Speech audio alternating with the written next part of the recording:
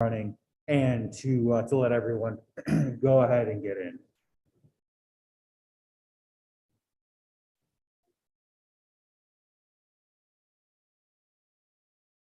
Yep.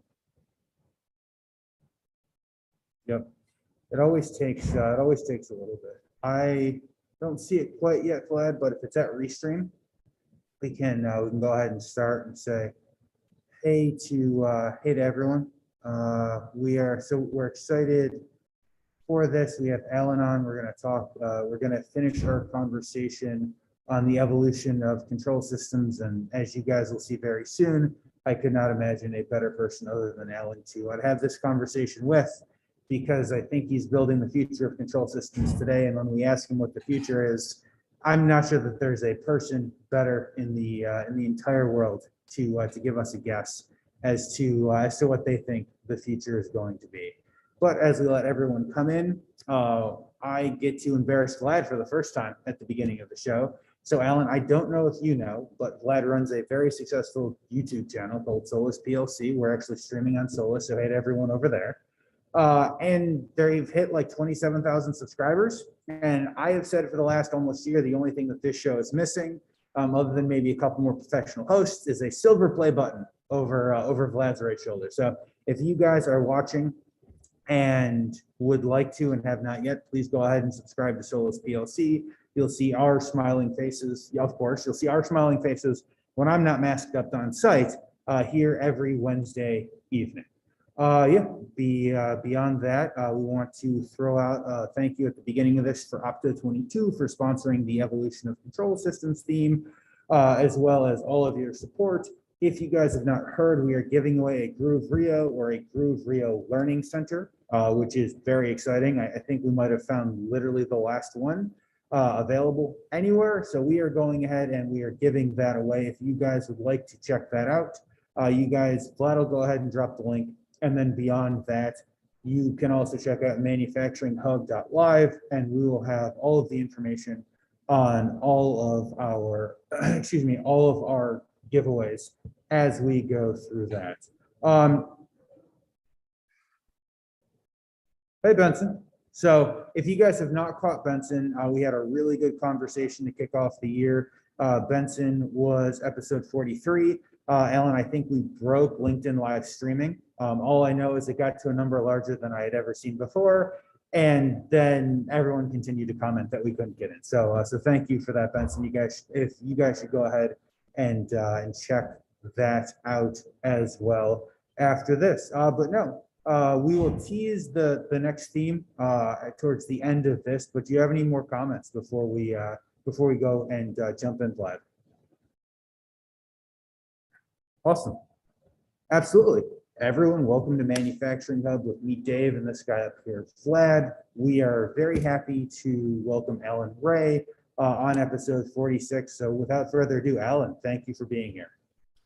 Thank you, Dave. That's probably way too generous for me, but I appreciate the invite, and I'm grateful to be able to participate in this kind of growing community that you have going here. Absolutely.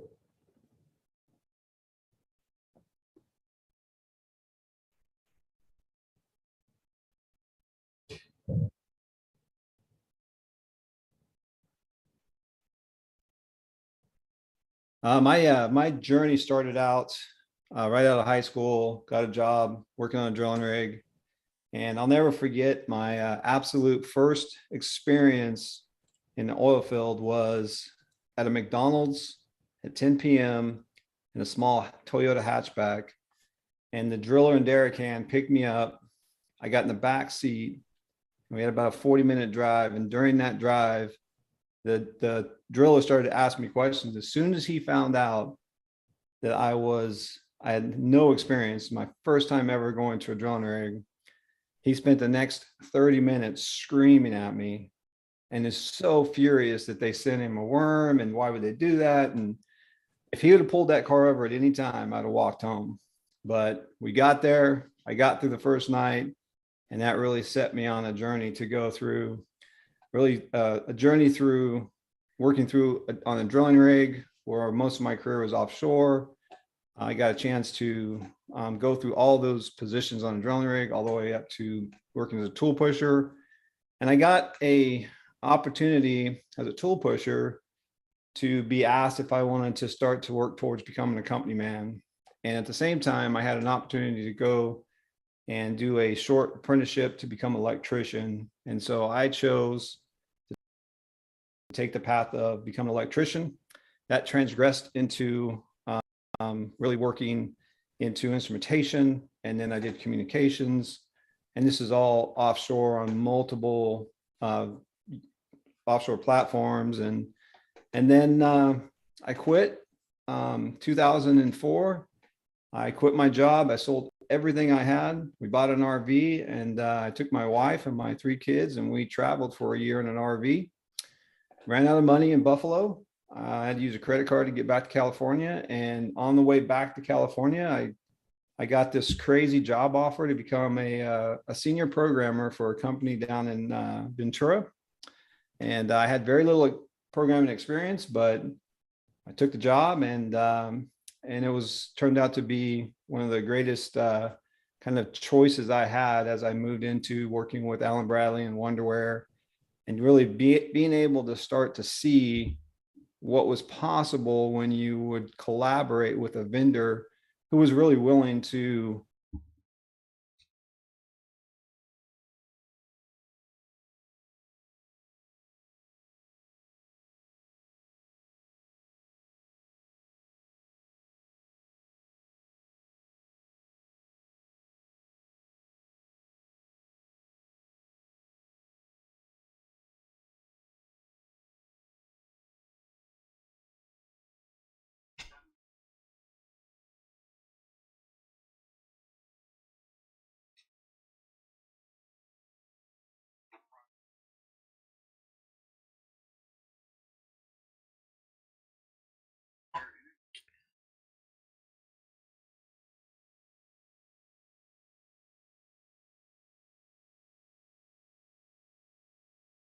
team that works with me. We have spent the last 7 years replacing replacing a HMI system with ignition. And then I also hold the title of architectural architect. So control systems or operational technology architect. So that's kind of my journey to get me where I'm at today. Dave, sorry, we had a little bit of an audio issue. I'll let you follow up for a couple of questions while I figure this out, but I think we're back on track. Everything is good. No, that's fantastic. So, Alan, I think that it's an amazing background, right? So I remember the first time you and I had this conversation. I think it's an amazing background. Would you say that there was any one thing that kind of led you down from that first night getting in the back of the pickup truck to where you are now? Or is it kind of all of the series of questions? Or maybe more so, how did you go from being a worm, as you called it, out on a drill rig to being a senior architect or an architect? Was there one kind of like part of the business that you were very interested in and loved? I think I would go back to when I was 15 years old, and my dad had owned a business. The business, actually, the person that he bought everything he did for his business got sold. And so his business on a Monday, he got a phone call and said that his business is going to end on Thursday, regardless of what he wanted. So he ended up having to go back out to the oil field, and he got a job as a technician working on steam generators. And he was a foreman and a roustabout and worked his way up to a foreman of steam generators. He never was a technician, but he got this job as a technician because he needed a job. And I'll never forget it. I came home from school, and he had this electrician's truck, right? It had the wire rack on it, it had the bins on it, and he had this transmitter on the back of his truck. And he was looking at this transmitter, and he was going, when I walked up, I swear it was like somebody who couldn't read holding a book upside down, not realizing the book was upside down. And I was just dumbfounded. I was like, what are you doing? And he said, tomorrow I have to work on this, and I got to figure it out because I got to figure out how to fix one of these tomorrow. And I asked him, I said, well, what do you do? And he said, I'm a technician. I'm like, You can barely change a light bulb, right? A 15-year-old kid thinking his dad is right.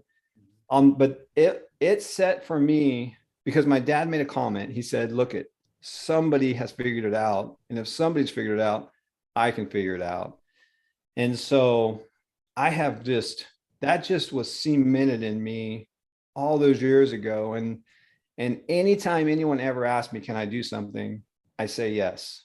And through God's grace, I'm able to get to the right person, get to the right YouTube channel, figure out how to do it. And I can typically work my way through it and solve the problem. And so where other people may have not taken some of the opportunity that was given to me, right, I became an electrician after a 5-week apprenticeship. So my apprenticeship was 5 weeks, right? And so what ended up happening, it was this circumstance where the person that was doing my apprenticeship didn't know he was doing my apprenticeship. He literally was a 65-year-old man on an offshore drilling rig named Horst Sharplin that was just that had a kid that wanted to learn and follow him around. And so he had me doing all his work. Well, I spent 5 weeks on an offshore platform because I was learning and loving what I was just soaking up. And he was on loan for those 5 weeks. At the end of the 5 weeks, he took me to the superintendent's office and they looked at the superintendent and he said, have you found the replacement for me? And the superintendent said, no, but we're looking. And he said, this is my replacement. I'm retiring next week. And he walked out of the office. And the superintendent looked at me and said, can you do it? And I said, yeah.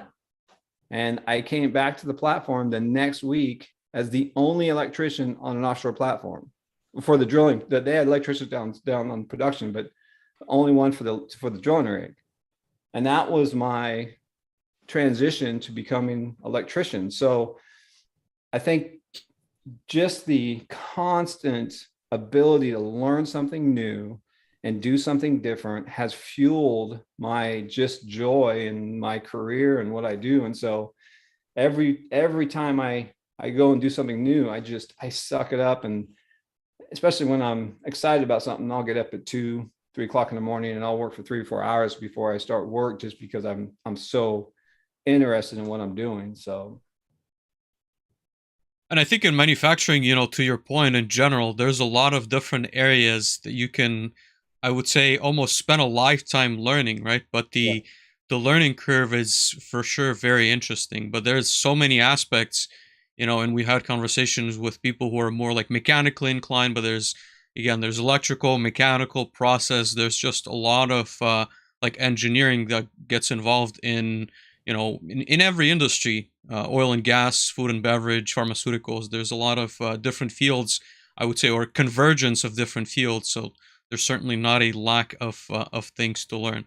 But sorry if I missed, towards the end of your introduction, Alan. I wanted to ask you maybe, how did you transition from that maybe electrician's role into controls and ultimately doing like larger integrations and working with like SCADA systems, MES? How did that transition take place? So I was working on a platform for drilling as an electrician, and I decided I wanted to transition to production. So I wanted to, drilling works on the top deck, production works on the lower decks. If you work for production on an offshore platform, you have a roof over your head. So when it rains, you don't get wet. So I made a decision I was going to transition to production. So I got a job with a contractor in Ventura that worked on the offshore platforms. And I got this job on these 3 platforms called A, B, and C. So I was going to be the instrumentation and electrical guy for these 3 platforms called A, B, and C off the coast of Carpinteria. And so I showed up, and being that I come from kind of an operations background, when I showed up to the platform, I connected with the lead operator. And the first thing I did when I got to the platform is I chased all the process lines. So I followed from the start of the well, the oil side, I followed the water side, and I followed the gas side. So I knew how the process worked. And then anytime the lead operator needed help, I helped them, regardless if it was electrical, instrumentation, or process. And I was there and I would help. So 3 weeks after I've been working on this platform, the other electrician that I relieved every time I came to the platform, we were working 7 on 7 off. When I showed up to the platform, he didn't get on the boat. And the next thing he said was, hey, you got to take a test, electrical test. And I laughed in his face. Didn't mean to, but I laughed in his face and I said, I'm going to fail the test. Like, I don't have the electrical background that I need. So and if it's a really technical test, unless it's like an open book, I'm probably not going to pass it. He said, yeah, it's not an open book. So I took it and I didn't pass it. And the superintendent called the lead operator and said, that guy who's on the platform as an I&E technician needs to get off the platform right now. The lead operator said, no way, we're not doing it. This guy has fixed more things and he is like, he's great to work with, and you got to give him a chance because he's doing a great job. And so they kept me, and I progressed. I learned what I need to learn, and I was very effective in helping operations, and it was a very fruitful relationship with me and that company. And so really, I think the one thing that I can say is just willingness to work hard and wanting to learn. And those are the two things that kind of propelled that for me into instrumentation. And the reason I got to do communications, so these old platforms had Farion communication microwave systems, old Farion, and the Farion microwave systems were, 30 years old, and they barely worked, but they worked, and they were expensive to change, but they had all the test equipment and the manuals on the platform. And I couldn't get anybody to come out and work on these things. So I had to teach myself with the manual and the test equipment how to work on it. Well, I got pretty good at fixing these things when they broke. So the company thought I was like this microwave guy because I could fix the microwave. So they're like, hey, microwaves, we're going to give you a bunch of money and you go change all of our microwave systems to digital. And so I got to spend 3 years going and doing communications work, which I found out I don't like. I don't want to be in communication. I like programming and instrumentation. So I moved back into that space. I think there's an important lesson there. I think, when it comes to maybe traditional degrees and kind of book knowledge versus practical knowledge. And I mean, I can certainly, the saying that I always give is that most of the smartest people that I know usually don't have like very traditional education, because I think it's the ability to learn something without necessarily maybe without having the proper, or I guess there's a difference between book knowledge and practical knowledge, right? And a lot of times I think we can contrast the two, but ultimately it's different, right? And so you can feel the people who have spent enough time and understood the systems versus those who just know the formulas or how the process is done. So no, I think that's definitely an interesting story and example. I'm sure that not a lot of electricians were able to bypass the test requirement, right? And you had to probably prove yourself for doing that, as you said. I'm curious, I guess. Yeah, go ahead. I would also say they shouldn't, right? My path into being an electrician should not be allowed. Mm-hmm. Like, it wasn't probably the safest thing for that company to do. Now, I'm grateful, and through literally through a lot of just prayer and hoping that I'm gonna do the right thing. I was able to learn on the job, but we probably shouldn't be doing that in our industry. But again, it's a matter of being willing to take a risk and take that chance. So, and also I think to your other point, one of the things that I've learned because of these opportunities that have been thrown my way, and I was definitely unqualified for most of them, is partnering with the right people that can not just help you, but want to be a part of your success, right? And so I would say that I have a lot of relationships with people like Benson and Arlen and these different people, D Brown and Avidine and all these different companies who literally want me to succeed. And it's because I've worked really hard at doing everything I can to help them and their businesses do better, right? And so it's that partnership and collaboration that's been very successful for me. Yeah, and I think that's that's the right definition, right? Because again, I think in a lot of I would say in a lot of examples, partnerships are almost kind of like a one-way street, the way they're presented to us. But it's important to, as you said, identify people who are again willing to give and take in certain instances. So I think that's a very, very good point, Alan, for sure. And I would And also say, to just to add to that, to Alan's point, I think that there's been much more sense of community within, especially our industry, in the last, nearly 20 years since Alan started working on the Wonderware, AV platform. I think that there has been more and more conversations and desire and need for all of us to get together to continue to do a better job, right? Build better solutions. Most of us have figured out that Alan and Vlad and Dave can't all go and build their black box and all be successful. And we can't go do and take those black boxes and deliver it to, I don't know, 50,000 clients, right? We all can't do it ourselves. We are much better together as a community. Well, not just that. I think you take somebody like Vincent Hoagland from Opto 22, right? And if you were to call Benson, which is still somebody you can just call, right? You can get a hold of Benson. Benson may or may not appreciate this line. Well, here's the point.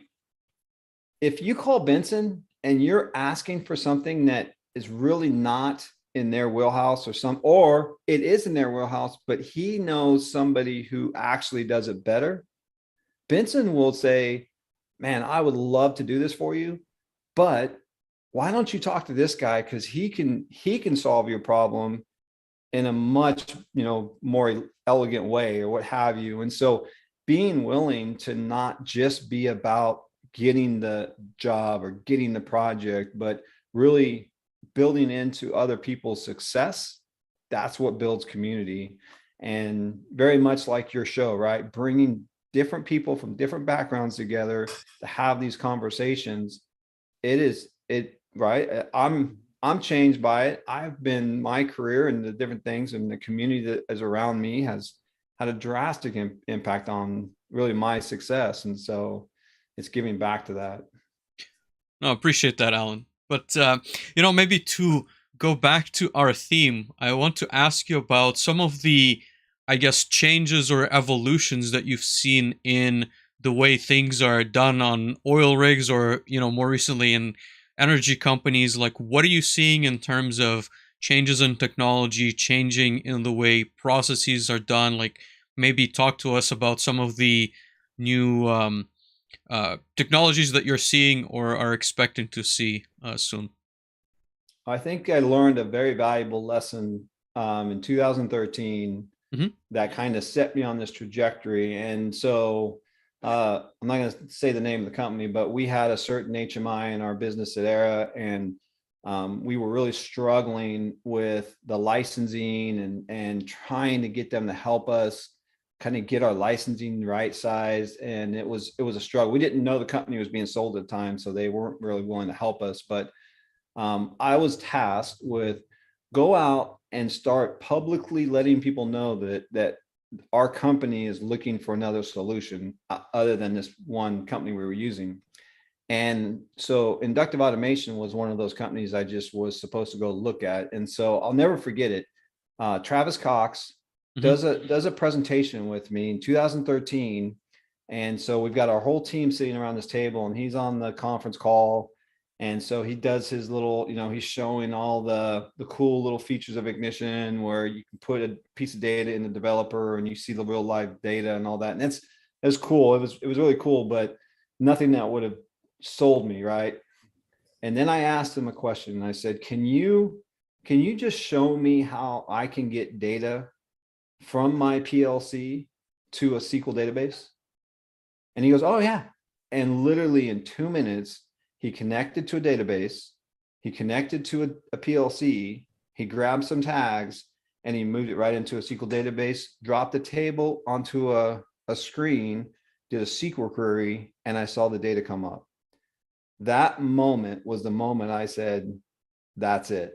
I have to get this software to work with our company, because we're such a data-driven company that having the ability to move our control system data into our ERPs and SAP and all the different places we want to get the data, it was so complicated to do that.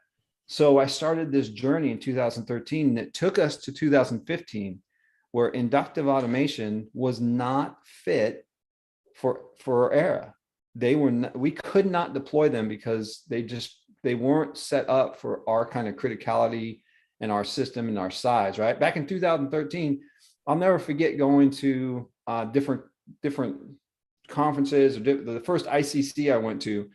Everyone was talking about, we have these huge applications. They're like 10,000 tags and 20,000 tags, a huge 25,000 tag application. And I'm thinking, my pilot is going to be 100,000 tags. We have 14 million tags that we need to get into a system. Mm-hmm. And so I kept communicating with inductive saying, stop saying that you have a large application because you don't even know what it is yet or what's capable yet. So it took us 2 years to get inductive automation really fit for purpose for Aera. And that 2 years set me off on this journey of, okay, I get it. I understand how we can start to use technology in the industrial control space to be effective. And here's the key.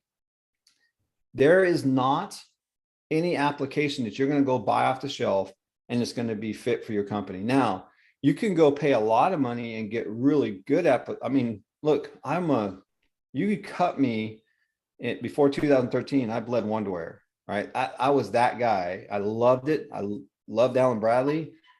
And you pay a premium for that. And it's hardened and it's industrial.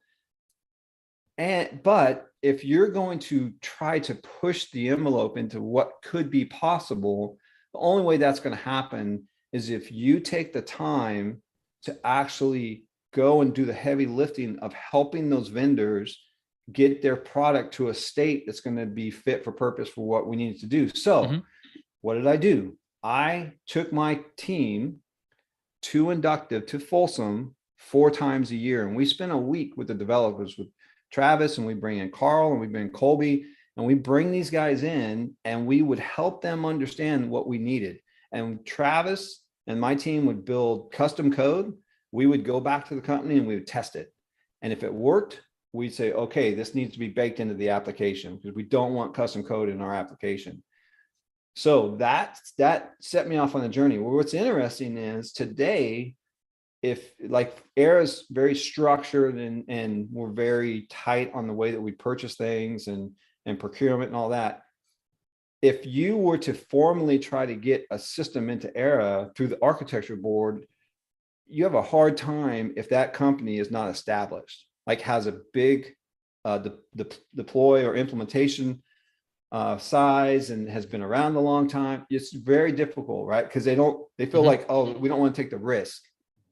Well, that's great, but the best rewards are if instead of going down the road of saying, hey, you need to be perfect and fit for us, saying, hey, you have something that we can take advantage of, but we need to work with you to get it ready. So inductive automation went through the process of years of working with them to get it fit, got it fit, installed it, continued that partnership. Canary Labs, right? We brought Canary Labs into Aera. We wanted a time series historian. The first real kind of testing we did wasn't going to work. Our size and our tag counts were way too big. So what did we do? We spent a year, we brought Arlen Nipper in and his team from Cyrus Link, and we brought them in and we had Arlen work with Canary, and we paid for that piece of technology, the MQT Sparkplug B, to be baked into Canary so that we could use it with Ignition. Well, now everything in our company uses Sparkplug B to communicate to our time series historian. But that would have never happened if we just said, you have to be this way. So what I've learned is the integration between vendors and integrators and end users and coming together to make this technology actually solve the problems that are needed in the business that we are in is critical to move the technology forward.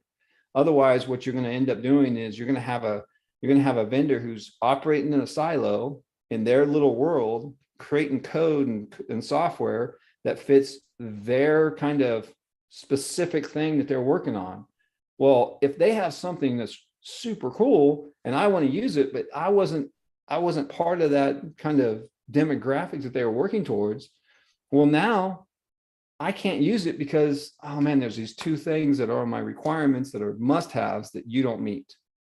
And so immediately when I send out when I do my requirements and I say, hey, here's the 15 things I have to have for me to use your software, and you don't meet one of the must-haves, you don't even get an opportunity to continue on the conversation.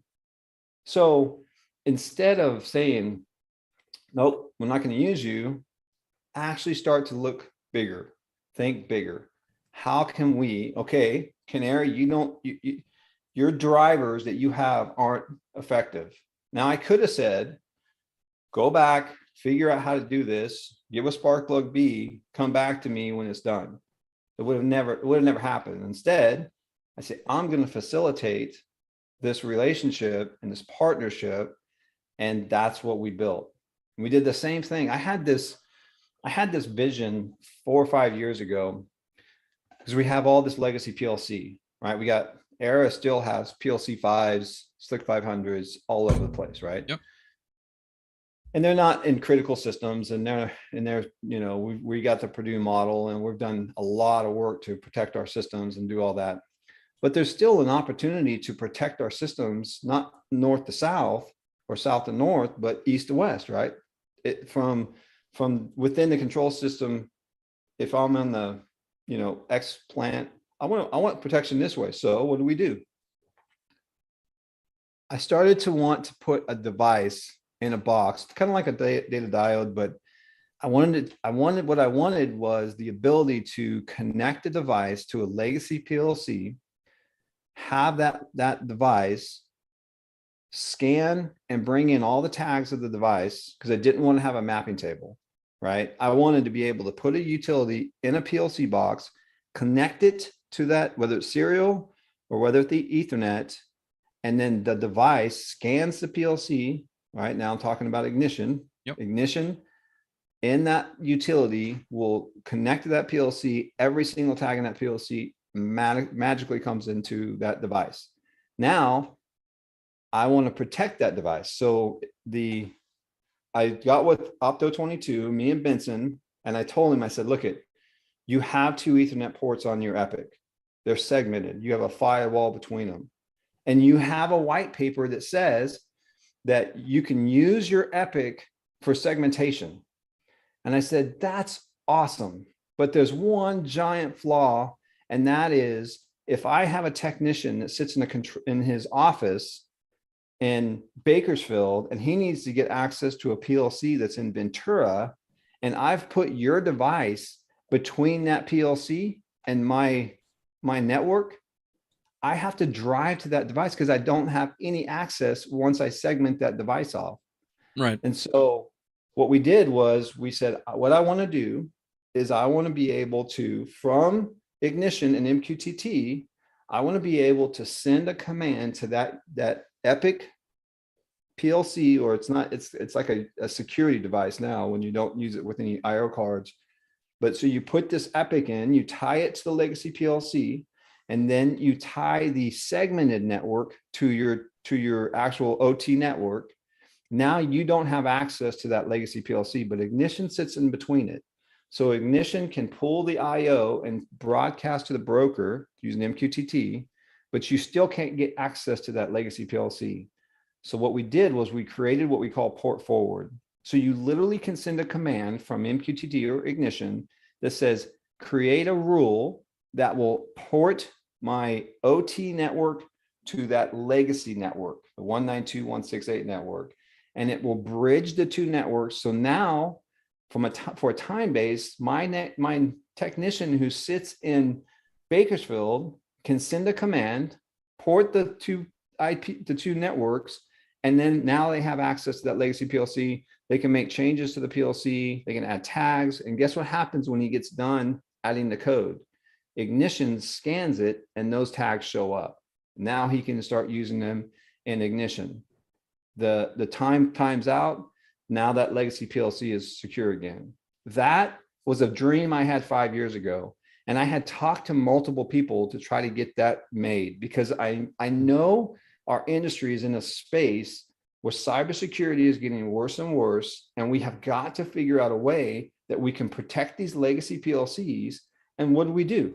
We literally created a utility that is certificate-based, encrypted, TLS. We close all out or all inbound connections. So you can't even access this device unless you already have MQTT configured on a persistent outgoing connection to a broker. But once that persistent connection is made, now I can send the command, I can port the Ethernet ports, and I can get access to that thing. So that whole dream of mine to create that utility to protect our legacy PLCs, because we're never going to be able to tackle this PLC migration problem that our industry has, and pulling out a PLC 5 is going to cost $2 million to replace this giant PLC 5.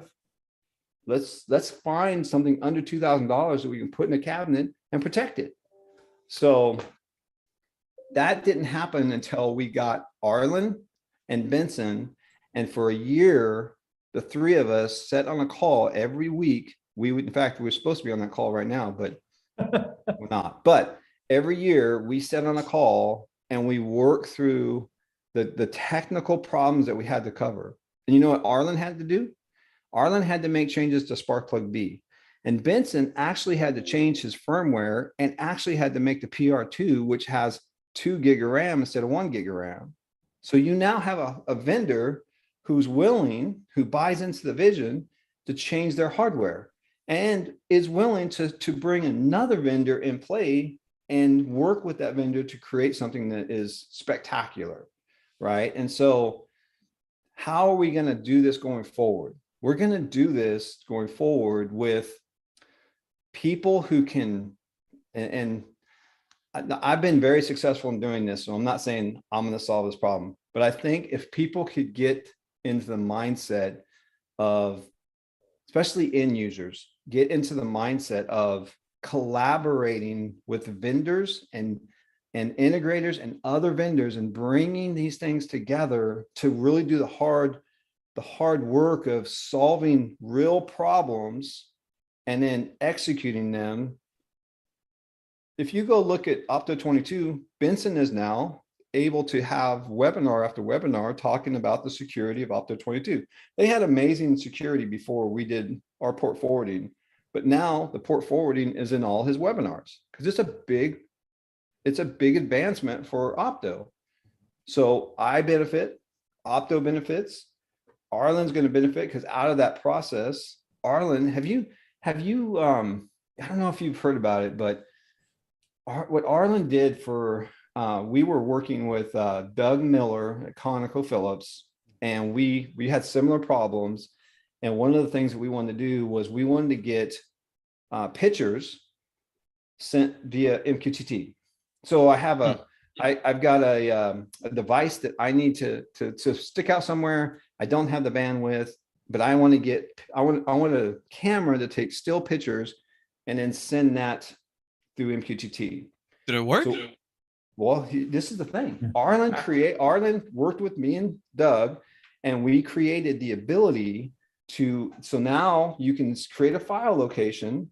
MQTT, when a file shows up in that location, will break it into different payload sections, send it, rebuild it, and he is doing, the number of files he can send. I think he was at like, they were doing like 3,000. I can't remember the size of the picture. It was like 200 or 300 meg pictures, right? And flawless. It's amazing. Wow. So now think that, okay, now Arlen has solved the problem for us that we can send a file, a big file over MQTT. Okay, well, where can we go with that? Well, how about if we could send firmware updates over MQTT and then fire off a bit that says, if the firmware is in the location, update my firmware. But but you do that without having an Ethernet connectivity. Well, This is okay, great. Where do you go from there? Right? I mean, it's how big can you think? And if you can think big enough and you can get the partnerships together, I'm telling you, this thing is, you know what we call our meeting? We have a meeting every Wednesday at 2:00, and we call it the Magic Table meeting. Have you ever seen that video of Magic Table? I have not. Go to YouTube when you get a chance and look at Magic Table, and there's this guy that he's like, his wife comes and talks to his son something. Anyway, this guy is like, this table is magic. Every time I put garbage on this table, it disappears. And she's like, are you kidding me? And then he takes her to the laundry, and he's like, every time I put clothes in this hamper, they magically end up in my dresser folded, right? And so they joke, because in our meeting that we have, I literally am just constantly pushing, saying, this is what I want. And Benson and Arlen are both like, you ain't gonna get that. I'm like, we can do this. And so we problem solve and we work through it. And sure enough, we end up with being able to create what we've been talking about for years. So I'm telling you, it is so much fun. It is so empowering to be able to work with people who are willing to think big and actually execute, and be willing to change their product and their firmware to be able to help the community. Yeah, no, absolutely. I agree. One question, Alan, out of curiosity, I didn't know that the problem of ingesting all tags from a PLC has been solved. Does Ignition have that capability? Because I know that TATSoft, I Well, think they've released an update later last year. I haven't played with it myself, but I know that they were trying to build something like that. well, so I need to be careful, because it's only the platforms that I'm dealing with, right? So I'm dealing with the smaller scope. I'm not dealing with Modbus. I'm not dealing with Siemens, only where MQTT. right. So I'm talking about the drivers, like the Allen Bradley drivers, and the drivers that you can connect in Ignition, and it will pull that PLC and bring those tags in. All the So tags without having a need to specify like a table. Interesting. all the Allen Bradley platform, it literally will pull in every single tag that you have. So if you have a Slick, a 500, or a Control Logix, when you connect that Ignition OPC UA connector, it will scan that PLC and bring in every single tag that's available. And if you update it, the new tags come in. I guess I need to do some digging, because I've been trying to figure that out also on my side, but that's good to know. Alan, I think we could come up with like 50,000 questions and spend the rest of Wednesday and Thursday just asking about this. But I will try to truncate that, and I guess first ask you, is there a white paper that exists on all of this that you're talking about? Yeah, so that's the beauty of me collaborating. So if you go to Opto22, they created one, right? Yeah. And they have a ton. If you just go and look at port forwarding, Opto22, you'll find a ton of information about that. If you go to Benson did a webinar for ICC called, I think it's called Democratizing Your Data or something like that. But there's Benson has and if you hit me up on LinkedIn, I'll send you the video, but he's got where he literally in a half an hour takes a Rio, connects it to IO, connects it to an MQT broker. And at the end of that video, he sets up the port forwarding and he starts talking about that. So, and I think he's done other webinars that are along those lines. So yeah, that port forwarding, it's hard to explain, but once you understand it and get it, yeah, like a light bulb comes on, because then you realize, okay, now I can actually secure and legacy. And it's built in such a way that you can literally stick this thing onto the open WAN and then put a PLC below it. And you've literally taken almost the entire Purdue model, that structure of segmentation, and built it into one little utility. Well, I guess that's the setup I've got behind me, right? It's not a PLC 5 necessarily, but it's a compact logics that's sitting on a private thing. network going through the Groove Epic that's on one side on that private network and then on the other side open to the world. And so that's Yeah, it's pretty slick, man. So I have certainly read and I think heard of Benson talk on specifically the port forwarding. I don't think I necessarily comprehended everything that it could do, and until we had this conversation, Ellen. And honestly, I imagine that there are probably lots of people in the same boat. So I guess first, thank you for explaining that. That's amazing. I'm going to let my mind continue to melt while I ask Vlad to play the sound, and we have some people to thank. Here we go. Awesome. So we want to thank Opto22, the people that we've been talking about for the last 35 minutes, because they have awesome products and do awesome things with folks like Alan for sponsoring this theme and all of their support of the show. So for over 45 years, OEMs, machine builders, systems integrators, IT and operational personnel have looked to Opto22 for innovative automation products at an affordable price. For OPC, Opto22 co-wrote the spec as one of the founding members. Ethernet IO, that was them as well. How about PACs? Them again. Today, Opto22 designs and manufactures industrial control and IoT products like the Groove Epic and the Groove Rio that bridge the gap between IT and OT with following a core philosophy of open standard-based technology.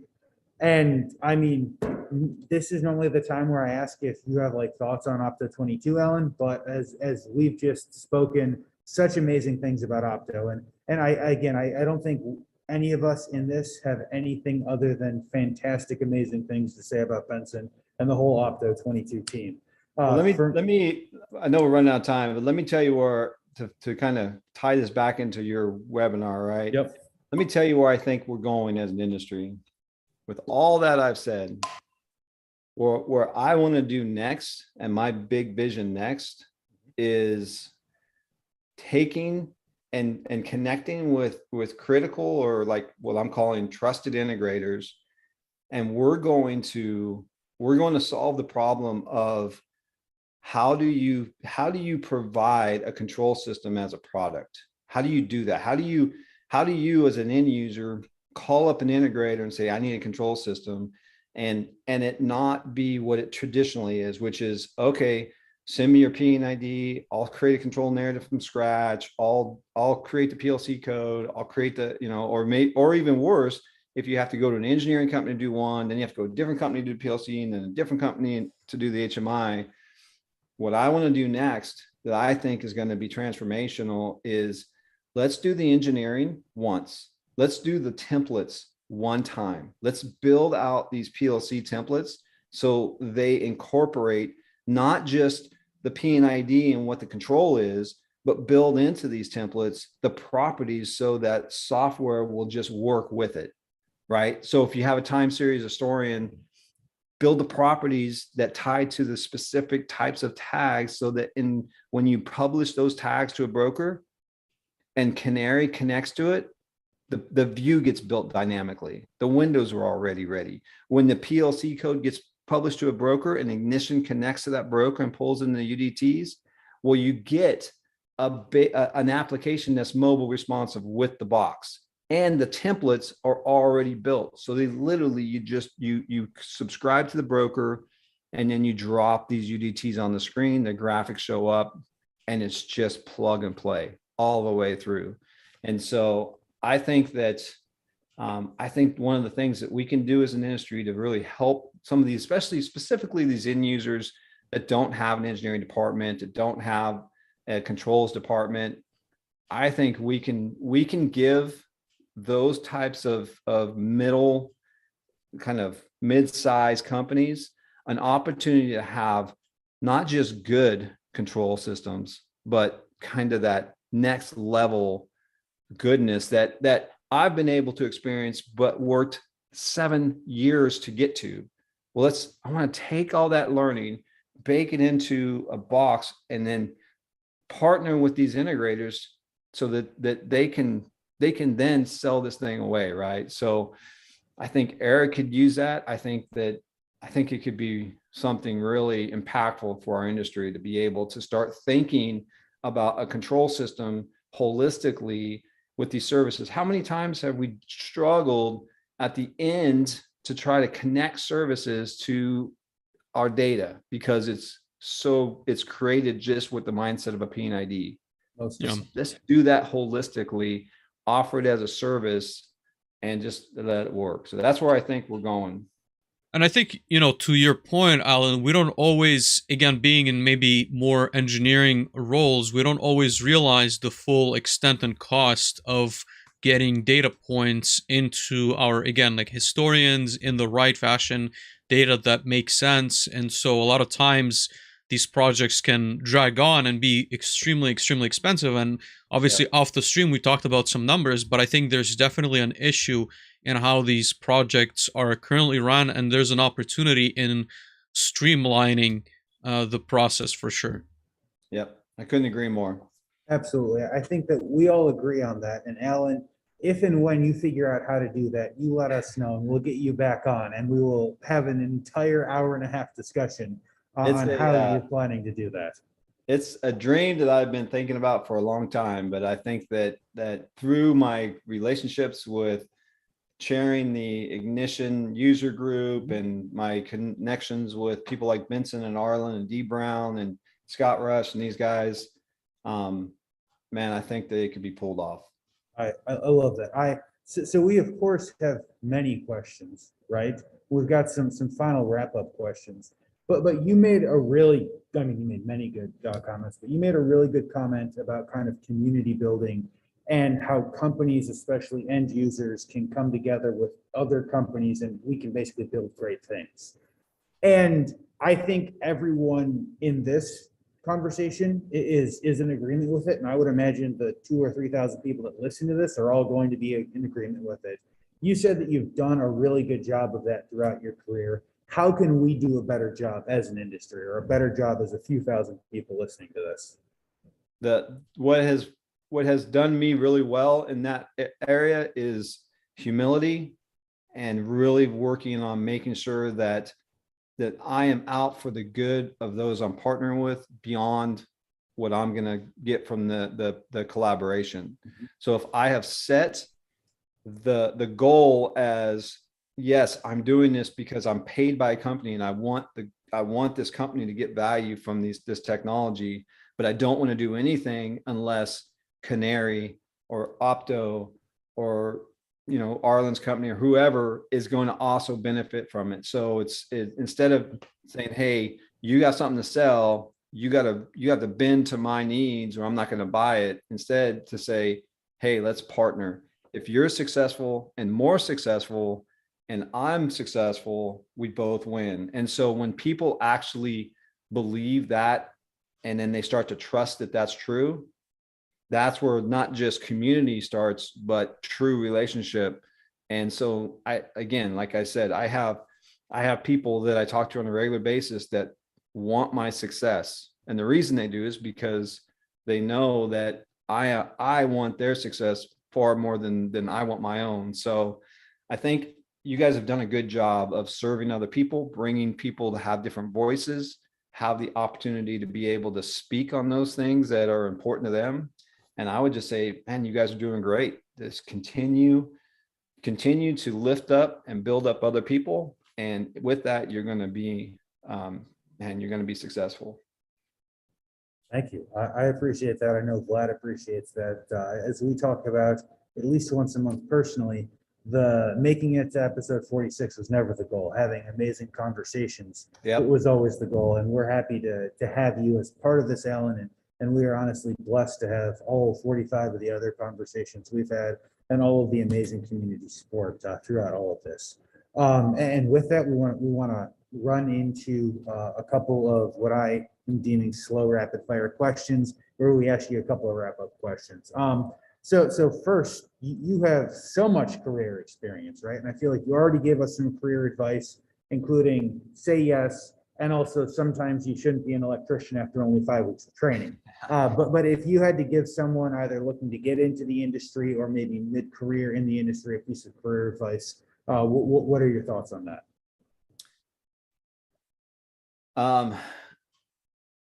Very first thing I would say is humility, and don't come in acting like you know everything. I think that often, like especially kids coming out of college, so we hire and try to onboard a lot of these graduates, right? And man, those kids that come out of college that are willing to really listen and work hard, man, it's a breath of fresh air for us, because what we're seeing, and I don't think this is a bad thing. I just think it needs to be recognized by the students. But something is changing, because we're starting to get students in the interview process asking, what's in this for me? What are you going to do for me? What's my benefits going to be? How are you going to serve me?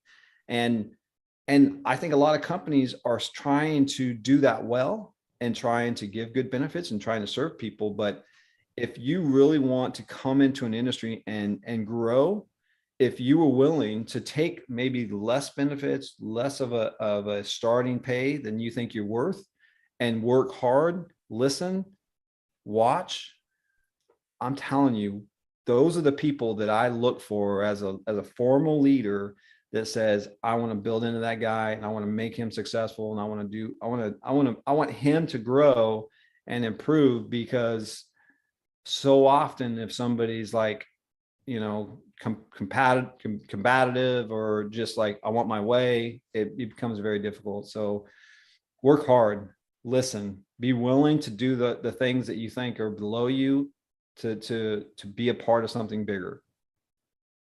I think that that's fantastic advice. And I think that's advice that many of us can consider, no matter where we are in our career. And a little bit of humility will generally make all of us better every single day. So thank you for that, Ellen. Next question is, do you have a book recommendation? We like to joke that this is the not sponsored Audible section, where I ask you for a book recommendation and Vlad immediately goes and downloads it. So do you have a book recommendation or a couple book recommendations? I'm going to give you a name and tell me if you can tell me who the author is.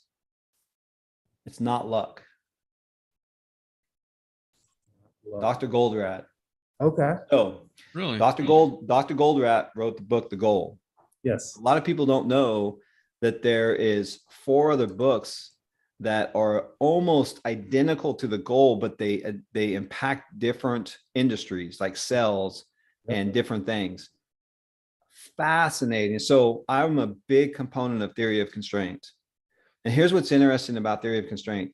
I think our industry has done a disservice in the lean space, because we focus on lean and waste so much so, but we forget that we have to apply those principles to the constraint.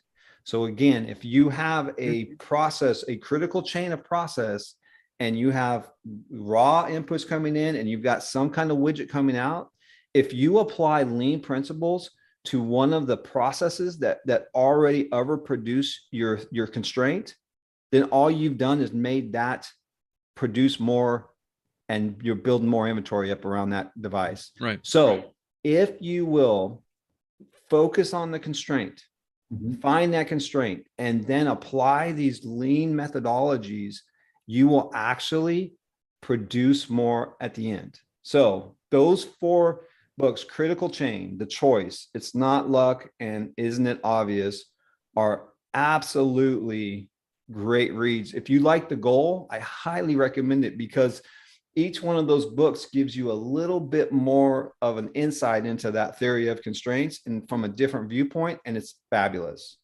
The second one, as far as leadership, the very best leadership books I've read are from the Arbinger Institute.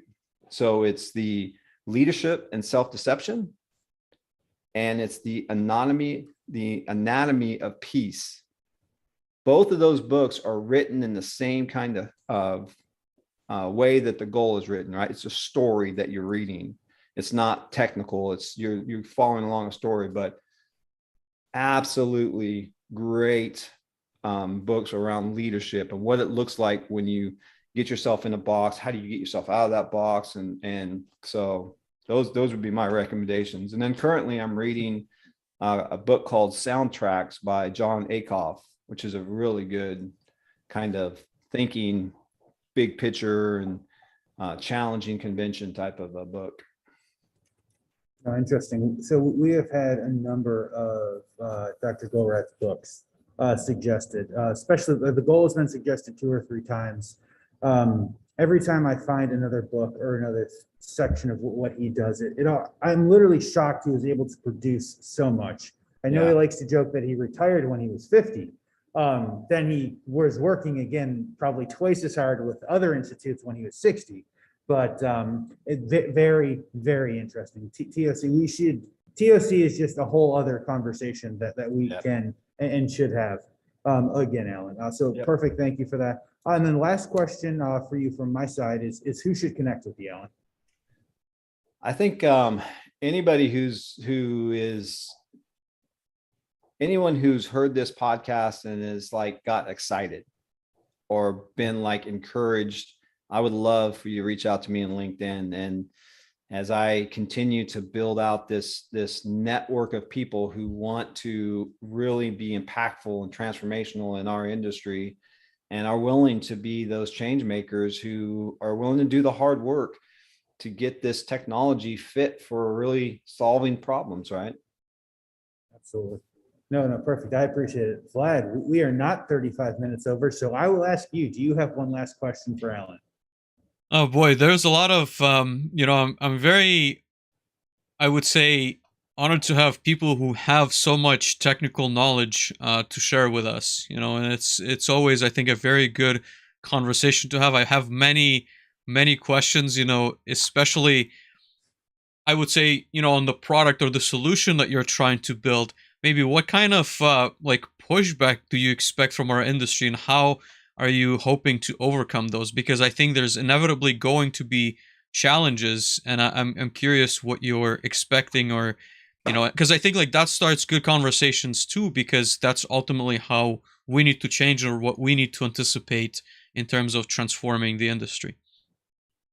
So there's 2 answers to that question. The first is some of the integrators that I've been talking to that I'm wanting to partner with to create this thing that they're going to sell. The first is the demographic. My first thought was the demographic needs to be like IKEA. So if you ever go and do a study on demographic and look at really trying to look at companies who have focused on a demographic and been very successful, IKEA stands out above most, right?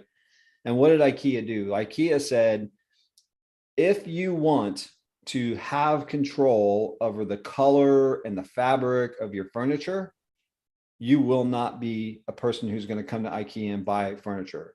But if you're willing to buy furniture that has, 2 colors, 3 colors at the most, that if you're willing to come to a place that you will not get a IKEA person to help you in an IKEA store. I don't even know if they have people, like literally every time I've seen an IKEA person in an IKEA store, and if I make eye contact with them, they like go the other way. And so when you go to if you're willing to go and do the work yourself and figure out, okay, what's this? So IKEA has a very specific demographic. And my thought was for these integrators that would be selling this thing, if they ever, worked with me and created it, my thought was we're going to have to go to people who are not brand people. Not if you're a branded person, if you're a only Allen Bradley person, you would never want to use this product, right? Because it's going to be most likely like an Opto 22 Epic PLC. So, and then I started to actually, I was working with some of the integrators as we were talking about this, and we started to realize if we did all the heavy lifting at the front and we offered these services and kind of just baked them in, the cost of this box is a third of what a traditional, of what a company like Aera Energy would do, right? It's a third the cost. Well, now, if you could buy a control system for a third of the cost, get it, and then put your own HMI code in it, put your own engineering in it, whatever you want to do, you're going to be farther ahead doing that than doing something from scratch. So you could go, there could be a couple different ways, but you're never going to be able to overcome the political and cultural barrier of technicians that just, and look, I was one of those people, right? So I get it. It's hard to learn new code and new ways of doing things, right? And so I understand that. But at the same time, if you say that's great, if your company can afford that and that's what they want to do, man, I will still come and help you, like with ignition or with whatever you want. I want your success, regardless if you want to be a part of this other thing. But I think if you're a water company or you're an agriculture company and you need a control system and you're tied to go to some integrator, and then that integrator is going to sell you Allen Bradley, or is going to sell you their brand that they like to use because they get the most benefit from it.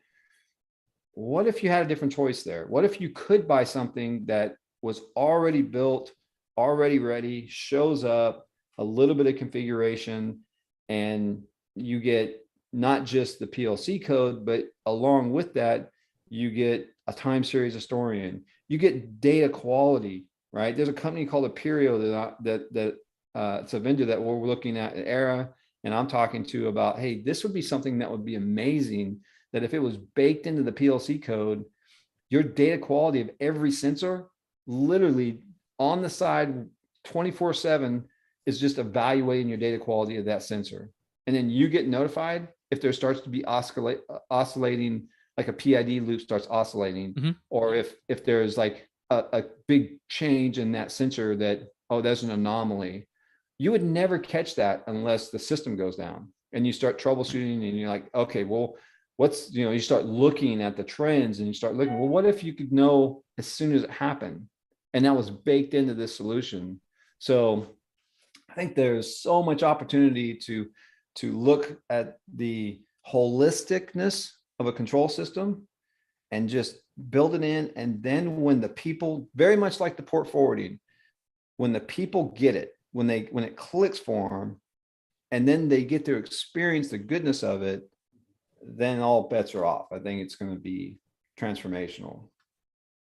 Yeah, no, I definitely agree with you, Alan. I have many more follow-up questions. I think, we teased the theme a little bit. I want to mention that for next month, which is going to be cybersecurity, because I think that's the other maybe side note for today, but that's the other component of a lot of these systems. I think cybersecurity is going to be an important, I would say, aspect of these integrations. But I really, I appreciate your thoughts, Alan. I think there's a lot of really good information. I really hope that our listeners agree with that as well. I think if I was to kind of add something to that, is at least consider other options, right? Like there's a lot of, I think, new technologies that are coming out, and we've spoken to that with several vendors. But if you're maybe just locked into like a single vendor, it's worth exploring what else is out there, because there could be, again, added benefits to just having the controls for sure.